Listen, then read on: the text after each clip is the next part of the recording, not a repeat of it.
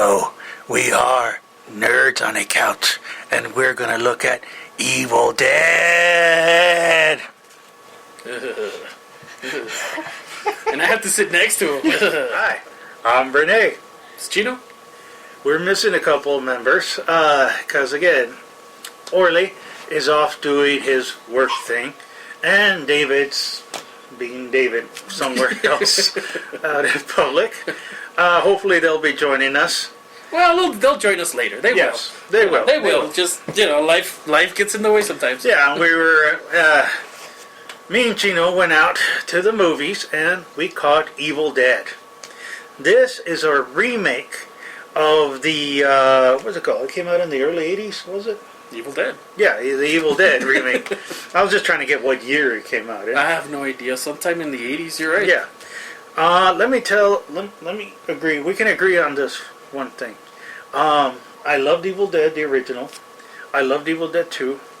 And the third one, Army of Darkness, which, I mean, it's got to be the best movies ever. Best. That made my summer, actually. That was the best movie for the summer for me at the time. I love Bruce Campbell. I love Army of Darkness. It is one of the best movies I have seen. I got 4 versions of it on DVD and Blu-ray. Yeah, they do. A lot of people don't know, but they have the European ending to the movie, which is interesting. If you've never seen it, do some research and look for the European cuts. There's different cuts. Not just the endings, but there's different cuts. That's right. That's true. Yeah. And so, I'm a big fan of that. When the movie first came out, I actually saw it 4 times at the movie theaters. We saw the remake, Evil Dead. Well, of course, on our website, we're going to have a preview. We have the trailer on our website, so you can catch what the movie's about and all this. And we got a couple of things to say about it. One of the things that I want to say is that at first I was very interested because it looked like a straight-up beginning, like a straight-up remake. You got a bunch of teenagers or young adults going to a dilapidated, it should be condemned cabin in the woods where things start happening. What did you think about it? Well, teenagers, more like 20s, something like that, More like 20s. I really don't think they were teenagers. No, they weren't teenagers. No, they were like more in the 20s. At first I thought it might have something to do with Evil Dead, the original one. That's kind of the first thing you'd think about. Well, at least I thought of when I heard Evil Dead. Then I saw the trailers and I realized that there was no Ash anywhere. So it kind of made sense to me. It's going to be another one of those, new Friday the 13th, new Jason kind of thing. And, well, I went in expecting that. We'll see. I didn't have high expectations for it when it first came out, simply because Ash isn't there, and kind of Ash always kind of made the movie. Bruce Campbell makes anything good. I liked him in The Man with Two Brains, but hey, I'm a fan. Yeah. Well, I'll tell you this. When I went to it, okay, it's a remake. If you follow the original plot, yes, they're going in there, little bit more mature. The characters are going in there. I'm trying not to give away too much of the plot. So again, no spoilers. You don't have to worry about that. But strange happenings. I mean, the story is very, very basic. And just like the first one, it's a basic story. You got young people going off to cabins. Oh my God, there is a demonic book. And somebody decides to read from it. That is the greatest, smartest thing anybody can ever do. Well, I'm happy where I live, Our home is basically like a desert, so there's no forest anywhere here, and there's no cabin, so I have nothing to worry about. But even if I did, I've seen so many movies about bad cabins and forests that I'm not going to go there ever, And I don't know, that's just my logic with the movie. There's good things I liked about the movie at the beginning, alright. Everybody's got a job. That's kind of what I respect about the movie. The dude with glasses, when you see him, he's a science teacher. One of the girls is a nurse, and I think one of them is a mechanic or handyman. I never got exactly sure. Well, not exactly sure what kind of job he did, but he did something, And the only loose cannon is the one girl they're trying to support, Yeah. And they don't even bother to give them last names. They all have first names. And they might as well have gone with, like, guy.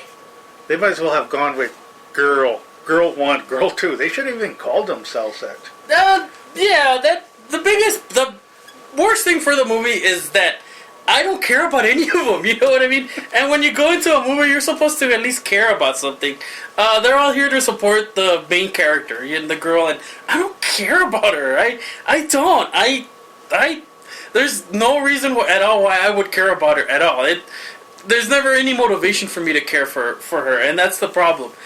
There should be some kind of motivation for me to say, I kind of feel sorry for what's going to happen to her. I don't feel sorry for her at all. In these horror movies, when you have monsters and you have demons and all that, you end up kind of rooting for the demons.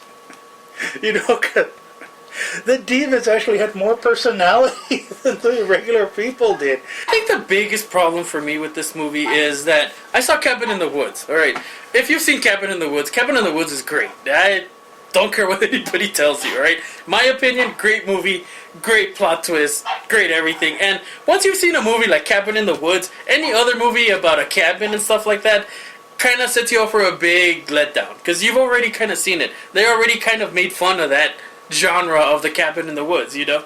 And again, that's kind of why this movie kind of failed for me in that respect. How far can you really go? I mean, have you seen one movie where, again, young people go to the cabin and, I mean, how far can you go? I mean, what else can you do?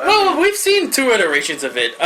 Cabin in the Woods was great. Yeah, I like what they did with that. went original. Yeah, and they went original. And let's not forget Tucker and Dale versus Evil, which is another Cabin in the Woods kind of genre. More of a comedy. Right, but they take the same concept and they did something with it that went outside the par a little bit. Okay, they have the Book of Evil, and you're supposed to be able to translate it or stuff like that. You're supposed to use your intelligence to figure out the Book of Evil. It's not supposed to be written out for you. Yeah, you know what I was thinking I that had a big problem with that. Why the hell did that guy write translations and he wrote it? Don't read this out loud. Don't even look at these words. Why did you translate them? My God! Not to belittle though. If you look at the book and you look at the art in the book, it's great. The art in the book is great. The way the book looks is great. But isn't it sad when the book is more interesting than what's going on in the movie?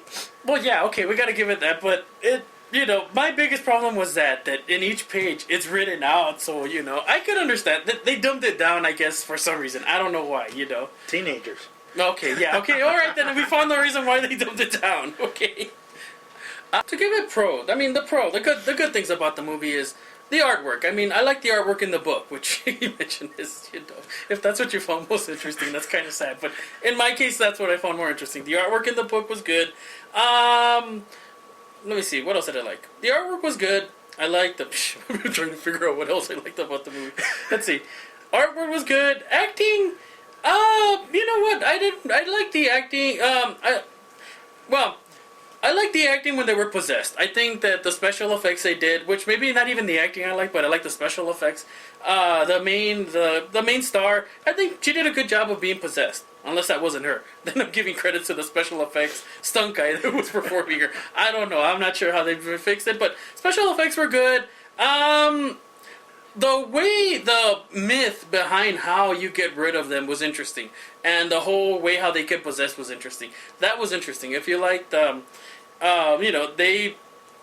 see the artwork in the book and you see what happens in real life. And all that I thought was really interesting. That was really fascinating. And in the movie, for me, that was fascinating. Well, do you think we're going to see sequels?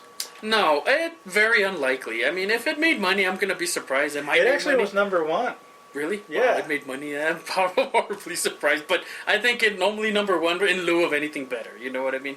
It was nothing, which kind of sad. What else was out there at the same time that was worse than this one? I think the part of it, the buzz was out there. There was a lot of buzz on the movie.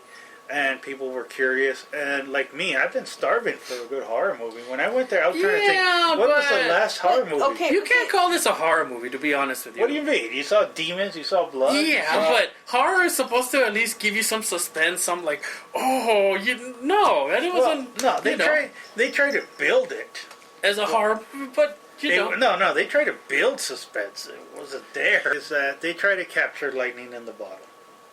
They're trying to capture Evil Dead again. And no, they did not capture Evil Dead again. with, same thing like when you saw the Wolfman. They were trying to capture the nostalgia of those Universal horror movies, and no, it did not go so well. There might be another Dracula movie if they stop making vampires all, European-ish and sparkly and all that. They might actually start going back to vampire movies, but they won't capture the essence of Bela Lugosi's Dracula. That stuff, it's hard to do. It really is. Okay, on the con side of the coin, for this movie, I had a hard time caring about anybody in this movie. The only person I cared about in the whole movie was a dog. That's it. That's how bad this is. I cared about the dog. I wanted to see the dog more in the movie. Okay, that's what I cared about. That was bad. And the motivation. I can't figure out the motivation for these characters. Supposedly they're there to help this girl, but why? They never explain why they're going through all this effort for it. If they'd had some segue where they explain something of why they're doing this, maybe that would have made sense.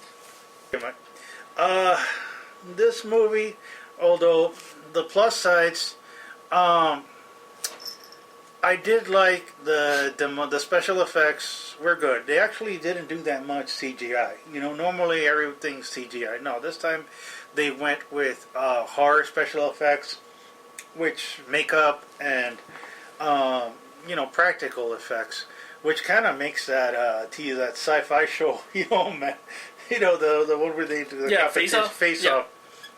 Well, like, my God, that's why they're still employed. They still do that, and so that was good. The gore and all that, that was kind of okay. The horror thing. If I walked into a haunted house on Halloween with that kind of stuff, I'd be like, wow, this is really awesome. And that was interesting. The negatives, okay, the actors were not good. These were just, did they grab soap opera actors or something? The drama, I didn't really care. You really don't feel any sympathy for these guys. The story is flat. It's straightforward. You've seen it before. You're not going to get any surprises out of this or anything. Even the main bad guy that you see at the end, I'm not going to give spoilers, but the main bad guy is not really worth it. He looked more like the guy from Iron Maiden covers. No, hey, he was cooler than this guy. Okay, no. But, and then, the only thing I got to tell you is that the only thing that was redeeming was after the credits. Day after the credits. Other than that, as a grade, I'm going to give this movie a D-. Yeah, I might see it again on DVD and all that, just for nostalgia's sake, or there's nothing better on. But am I going to buy this on DVD and all that? No, it's not even worth it. My grade, I gave it a chance. I went in there with an open mind, trying to give it a chance. But I gotta give it an F. There's no way this movie's good. I'm sorry. If the only thing I cared about this movie was the artwork and the little scenes that make reference to the other movie and the dog, it's not enough. Okay, it's just not enough. All right, so you heard our reviews. I gave it a D-. Chino gives it an F. Generally, not worth it. All right, we are Nerds on the Couch. We are Nerds on a Couch, and we'll catch you later.